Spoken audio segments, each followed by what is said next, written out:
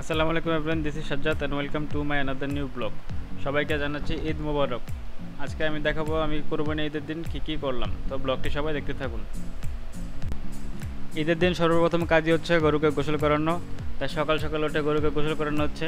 এখানে আমি ভিডিও করতেছিলাম আর নুনবি আঙ্কেল ভালো করে গরুকে পরিষ্কার করে গোসল করিতেছিল, কারণ একটু পরে আমরা গরুটি জবাই করব। এরপর আমরা চলে গেলাম নামাজ পড়তে।